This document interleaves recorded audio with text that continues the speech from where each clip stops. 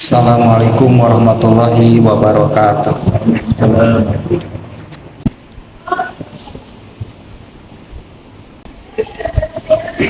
Innal hamdalillah nahmaduhu wa nasta'inuhu wa nastaghfiruh wa na'udzu billahi min syururi anfusina wa sayyiati a'malina. May yahdihillahu fala mudilla lahu wa may yudlilhu fala hadiyalah. Asyhadu an la ilaha illallah wahdahu la syarikalah wa asyhadu anna Muhammadan abduhu wa rasuluh alladzi la nabiyya ba'da amma ba'du. Hadirin ikhwan fillah, ahli Jum'ah, ahli ibadah yang sama-sama mengharap ridho serta maghfir Allah.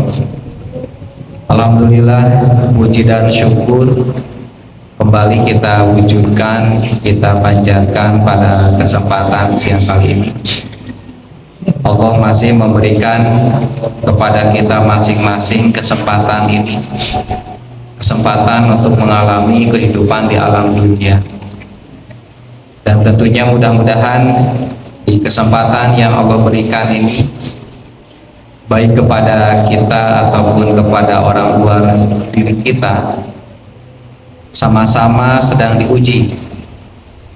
Apakah kesempatan ini dapat dimanfaatkan dengan sebaik-baiknya atau tidak dimanfaatkan dengan sebaik-baiknya.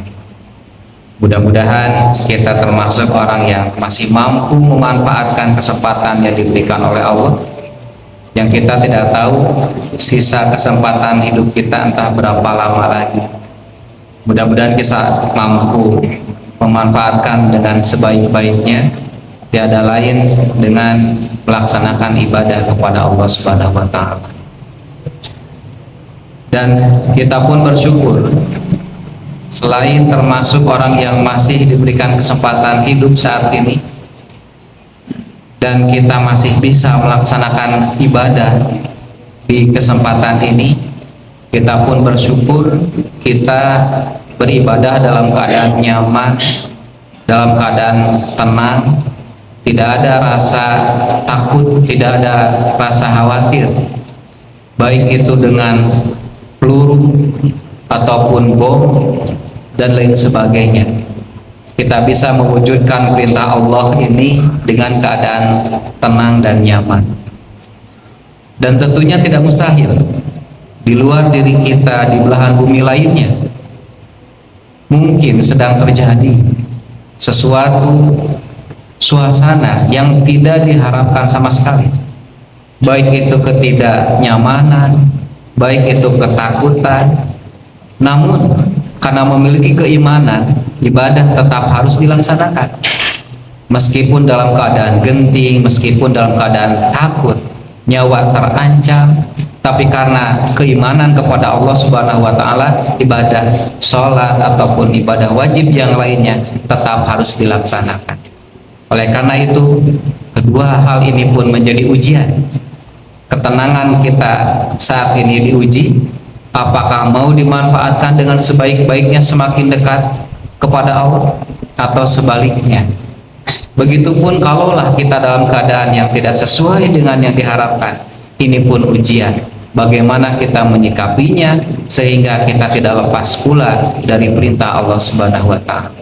Oleh karena itu, kafilah yang dimuliakan Allah, mudah-mudahan sikap kita dalam mengisi kesempatan yang diberikan oleh Allah tetap bisa dilaksanakan. Ketika tenang kita banyak bersyukur, ketika mungkin tidak sesuai dengan yang diharapkan, kita pun tetap bisa bersabar.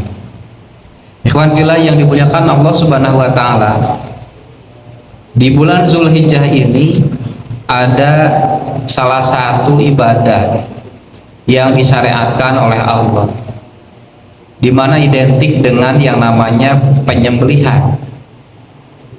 Kalaulah kita perhatikan, penyembelihan di dalam Islam itu diungkapkan dengan beberapa nama. Yang pertama adalah yang Nabi katakan dengan udhiyah. Apa itu udhiyah? Udhiyah itu adalah syariat atau ibadah yang ditetapkan oleh Allah yang berkaitan dengan penyembelihan. Hewannya ditetapkan, waktunya pun ditetapkan, yaitu tanggal 10 Zulhijjah. Oleh karena itu disebutlah 10 Zulhijjah itu Idul Adha.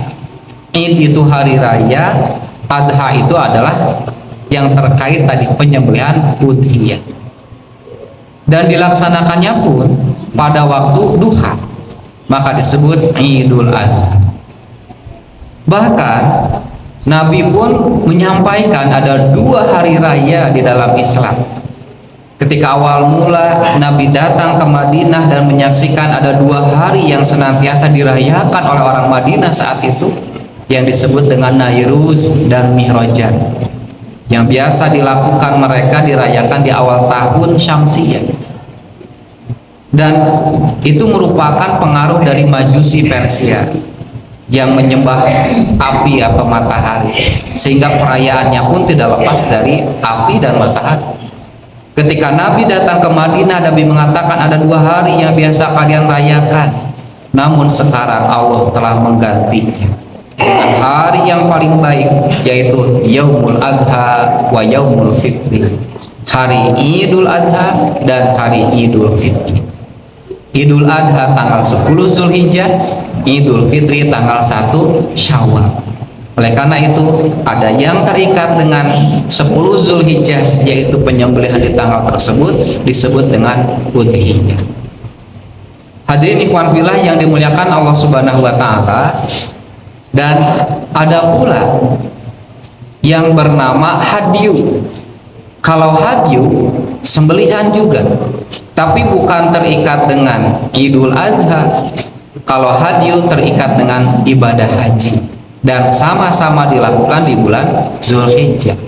Penyembelihan di masa atau termasuk manasik haji, dan ini hukumnya wajib, di mana orang-orang yang melaksanakan haji harus melaksanakan hadyu. Bila tidak sanggup bagaimana? Bila tidak sanggup membeli hewan untuk disembelih, bila tidak sanggup membawa dari kampung halamannya hewan untuk disembelih, atau membeli hewan di sana untuk disembelih, bila tidak sanggup, kata Allah, ganti dengan siam atau saum, 3 hari di sana, 7 apabila sudah kembali. Oleh karena itu inilah yang disebut dengan hadyu, sembelihan yang terikat dengan manasik haji. Adapun udhiyah tadi, orang-orang yang tidak sedang melaksanakan haji, pada tanggal 10 Zulhijjahnya di kampung halamannya, bila dia sanggup atau memiliki kemampuan untuk menyembelih, maka sembelihlah, dan hukumnya sunat muakkad, tidak sampai kepada wajib tapi ditekankan. Dan bagi orang yang haji, maka tidak ada anjuran untuk udhiyah. Kenapa? Karena orang yang haji di sana melaksanakan yang namanya hadyu, punya kelebihan uang. Di sana saya mau hadyu, di kampung halaman saya juga mau udhiyah, maka tidak perlu. Kalaulah mau, maka sedekahkan uang itu kepada mungkin orang tua atau adik, atau atas nama anak, atau atas nama selain dirinya sendiri. Kenapa? Karena orang yang sedang haji itu yang terikat penyembelihannya yang disebut dengan hadyu, bukan udhiyah. Satu sisi dia mendapatkan jariah dari memberikan infak atau sedekah bagi orang yang belum bisa melakukan udhiyah, tapi dengan jasanya, dengan perantaranya dia menjadi bisa berudhiyah. Itu yang kedua, hadyu, penyembelihan yang berhubungan dengan haji. Ada juga nanti ibadah penyembelihan yang berhubungan dengan hari kelahiran, di mana 7 hari setelah bayi atau anak dilahirkan, maka ada anjuran, ada syariat menyembelih. Selain memberikan nama, selain ditimbang rambutnya, maka ada penyembelihan juga yang bernama al-aqiqah, atau di kita ekah atau akikah. Dan ini pun salah satu syariat ibadah, di mana dengan melakukan al-aqiqah ini terikat dengan waktu ketika tadi 7 hari anak dilahirkan. Oleh karena itu mau hari apapun, mau pada waktu apapun, yang jelas hari ketujuh melaksanakan al-aqiqah. Kalau sanggup, kalaulah lahir seorang laki-laki berarti dua. Kalau lahirnya adalah perempuan maka cukup 1 ekor kambing. Oleh karena itu ikhwan yang dimuliakan Allah Subhanahu wa taala, ini yang ketiga yang berhubungan dengan penyembelihan yang berkaitan dengan kelahiran anak, disebut al-aqiqah. Dan nanti ada pula yang bernama zabihah atau azabhu. Apa itu zabihah? Zabihah itu sembelihan biasa. Kalaulah ada tamu mau mengadakan satu acara jamuan makan, atau misalkan tadi ada tamu yang tidak direncanakan sebelumnya tapi punya kambing di rumah mau disembelih, ingin disuguhkan kepada tamu tersebut, maka itu sembelihan biasa, disebut zabihah. Apa itu? Memotong hajat atau apapun. Oleh karena itu ketika melakukan zabihah pun ini adalah pahala, termasuk infak, sedekah, menjamu tamu. Oleh karena itu Nabi pernah bersabda, man dzabaha qabla sholat, barang siapa yang menyembelih sebelum sholat. Maksudnya apa? Pada waktu Idul Adha. Ada orang yang menyembelih sebelum sholat Idul Adha, mungkin dalam pikirannya biar bisa menjamu. Lebih efektif ketika orang pulang dari sholat id dijamu dengan daging hasil sembelihannya. Maka kata Nabi, dia sungguh dzabah menyembelih linafsi, untuk dirinya. Maksudnya apa? Sedekah biasa, tidak termasuk udhiyah yang dilakukan tadi pada masa Idul Adha di waktu duha. Kenapa? Karena dia menyembelih sebelum sholat. Tapi waman dzabah, barang siapa yang menyembelihnya itu ba'da sholat, setelah sholat id, faqad tamma nusukuhu, maka sungguh sempurna ibadah penyembelihannya. Maksudnya penyembelihan udhiyahnya. Oleh karena itu fanfilah yang dimuliakan Allah, ada nusukun. Kata yang kelima, nusukun itu sama ibadah yang terikat dengan penyembelihan. Oleh karena itu zabihah itu secara umum itu penyembelihan biasa, tidak terkait dengan waktu. Dan yang terkait dengan waktu ada udhiyah di saat Idul Adha, ada hadyu di saat manasik haji, dan al-aqiqah di saat terikat dengan kelahiran seorang anak. Barakallahu li wa lakum.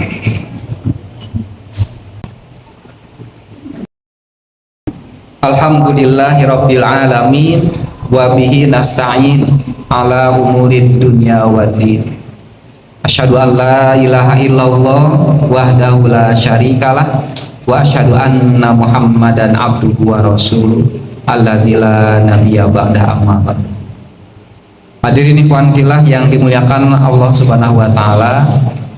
Kemudian muncullah istilah yang lain, terdengarlah istilah yang lain, yaitu kurban, di mana sering diikatkan atau dikaitkan dengan Idul Adha.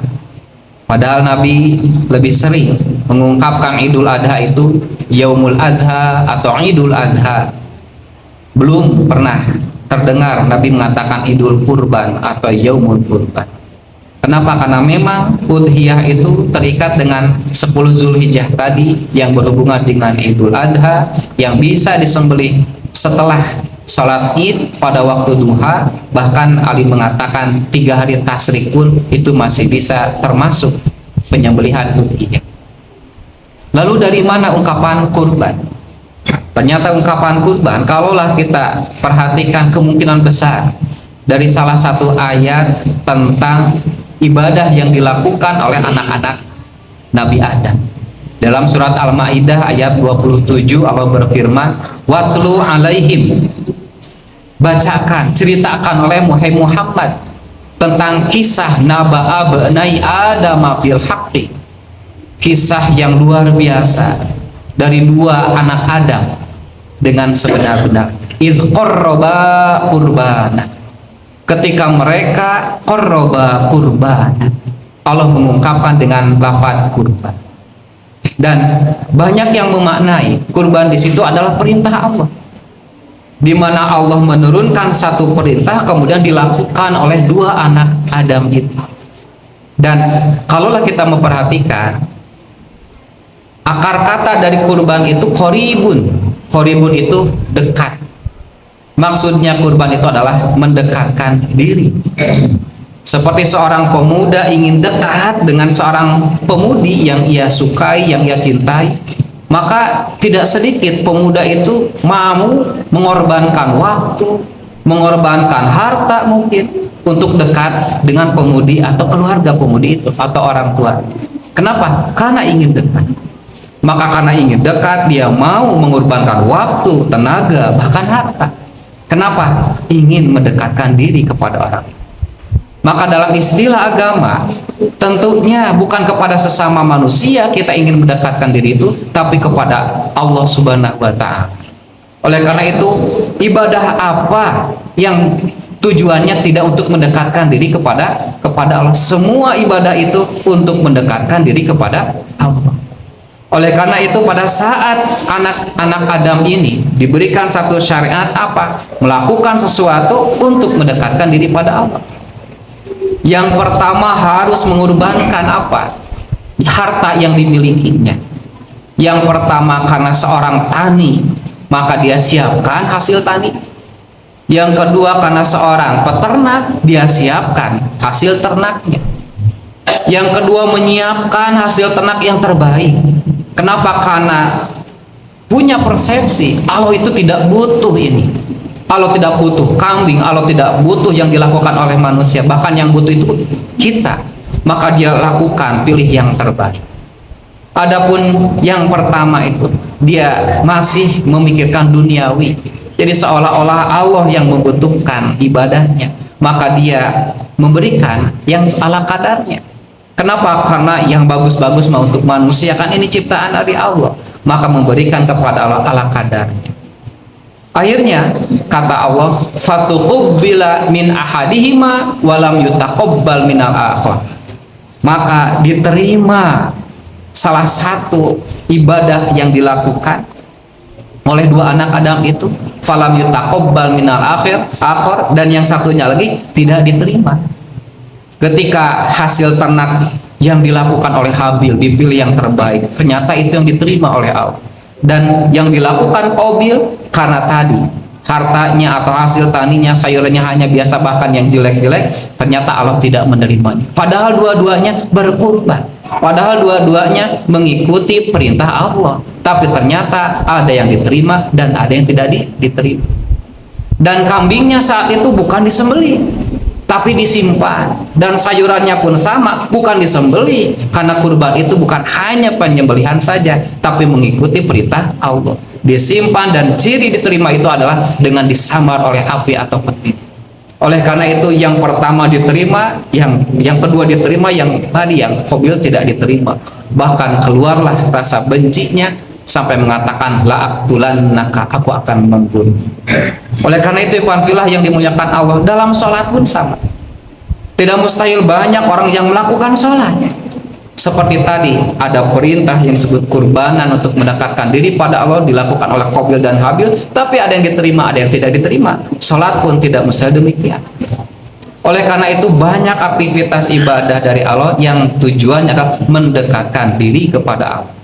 Baik itu penyembelihan udhiyah, hadyu, akikoh, sholat, baca Quran, infak, sodako, berbicara yang baik, dan yang lain sebagainya. Kalau niatnya untuk mendekatkan diri kepada Allah, itulah yang disebut kurbanan.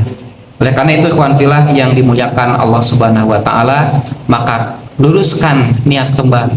Sebab tadi ketika ada orang yang mengatakan tahun ini kemarin kurban tidak berarti kalaulah kita melihat ungkapan kalau tidak, berarti tidak akan mendekatkan diri pada Allah, tidak akan sholat, tidak akan mengorbankan waktu, tidak akan mengorbankan harta jiwa untuk mendekatkan diri pada Allah dengan sholat, baca Quran ataupun yang lainnya. Tapi kalaulah maksudnya adalah udhiyah, nah mungkin masih ada mudah-mudahan waktu tahun depan. Karena kalaulah 4 juta dibagi 320 hari itu 12.500 per harinya. Apalagi kalau yang biasa merokok mungkin bisa menyisihkan untuk melakukan udhiyah di tahun depan. Tapi kembali lagi kepada niatan. Namun kalaulah sulit untuk kehidupan dan sebagainya, tapi tetap kurban harus dilakukan dalam arti luas mendekatkan diri kepada Allah Subhanahu wa taala. Baik itu dengan menyembelih ataupun membantu prosesi-prosesi dalam penyembelihan. Wabil khusus luasnya adalah kita tetap mampu beriktikad memanfaatkan waktu yang diberikan oleh Allah untuk senantiasa beribadah dengan niat ingin selalu dekat kepada Allah, sehingga ketika Allah mencabut nyawa kita, kita dalam keadaan berkorban, kita dalam keadaan ikhtiar untuk mendekatkan diri kepada Allah, dan kita insya Allah dalam keadaan husnul khatimah. Ikhwan fillah yang dimuliakan Allah Subhanahu wa taala, itu saja yang bisa saya sampaikan. Mudah-mudahan apapun yang kita korbankan, waktu, tenaga, harta, dengan niat ingin mendekatkan diri pada Allah, betul-betul diterima oleh Allah Subhanahu wa taala, sehingga ada doa taqabbalallahu minna wa minkum, semoga Allah menerima semua pengorbanan kita dalam arti amal ibadah kita yang berkaitan dengan harta ataupun dengan badan kita. Itu saja, aku qouli hadza wa astaghfirullah li wa lakum. Wassalamualaikum warahmatullahi wabarakatuh.